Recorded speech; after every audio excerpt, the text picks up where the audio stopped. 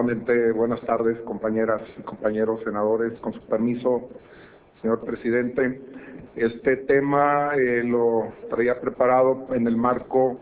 de la celebración por primera ocasión del Día de la Niña, puesto que la vacuna, este gran logro para la humanidad, que es la vacuna precisamente contra el virus del papiloma humano, entra a partir de este año en la Cartilla Nacional de Vacunación para niñas entre los 9 y los 11 años. Estamos hablando del 5º año de primaria, donde ahorita en estos momentos se está llevando la aplicación de esta importante protección y prevención contra el cáncer cervicuterino. Ya hace unos momentos, pues, se daba bajo qué contexto y qué incidencia se da la situación del problema del cáncer cervicuterino y el de mama, que son los dos principales flagelos que tenemos a nivel mundial y en México en materia de cáncer de la mujer. Pero ahorita la connotación importante es precisamente enviar el mensaje a maestros y padres de familia sobre la importancia de que se acepte precisamente esta herramienta tan importante en materia de prevención, que es la vacuna contra el virus del papiloma humano, que es un virus oncogénico que se ha demostrado ya perfectamente que es en un porcentaje arriba del 90% el inductor del cáncer cervicuterino. Para ello es importante hacer algún reconocimiento para, así como en su momento a quienes descubrieron la penicilina, el gran médico Fleming, y a quienes han hecho otros descubrimientos en el campo de la medicina, también debemos de reconocer. Por allá el año de 1976, un médico ginecólogo español, Enrique Aguirre Cabañas, del equipo de trabajo de la Universidad Complutense de Madrid,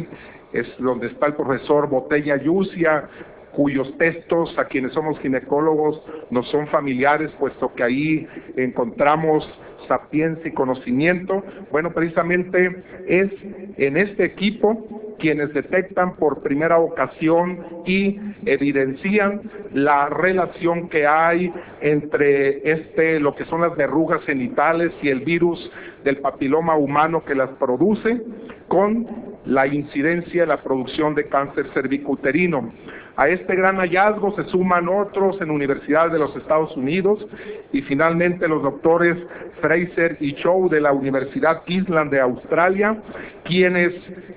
con toda la investigación que había previa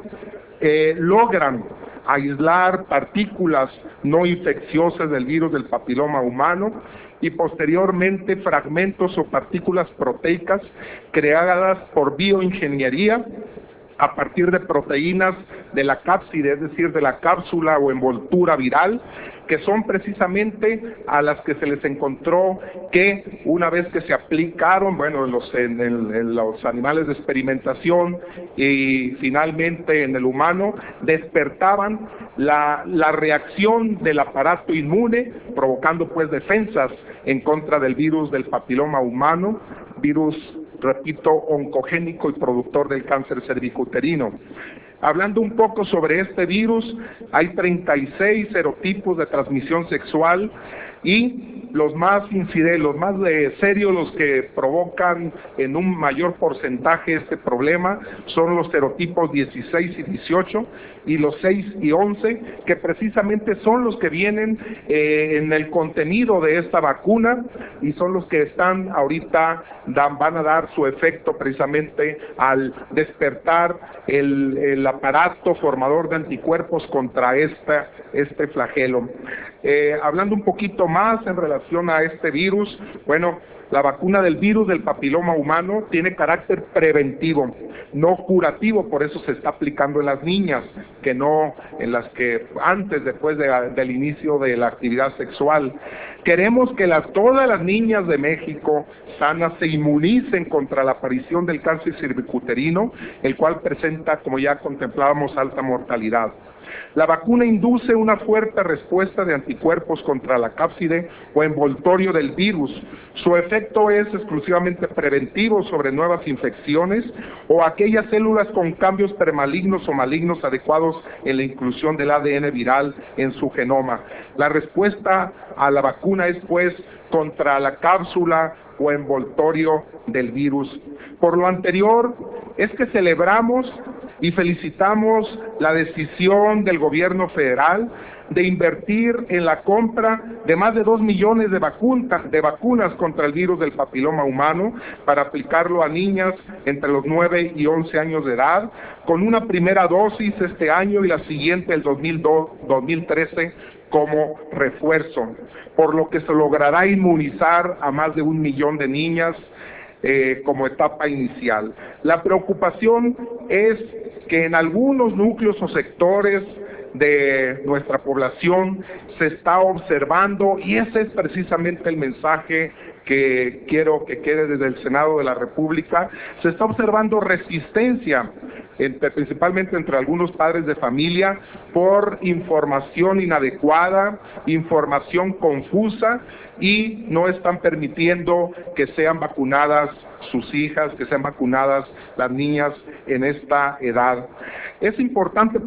recalcar que para evitar confusiones, señalar que esta vacuna no son virus infecciosos, que esta vacuna tampoco, como se habla en forma mítica, no despierta ningún impulso sexual, es decir, son solo proteínas no infecciosas las que van a provocar precisamente la respuesta inmune, por lo que desde esta tribuna hago pues este llamado, número uno, a maestros, para que coadyuven en esta tarea, y en segundo lugar, desde luego, o pudiera ser hasta en primer lugar, el orden es lo de menos, que los padres de familia se informen y ayuden pues a llevar a cabo esta campaña de vacunación tan importante. Por eso es que en este contexto someto a esta soberanía el siguiente punto de acuerdo.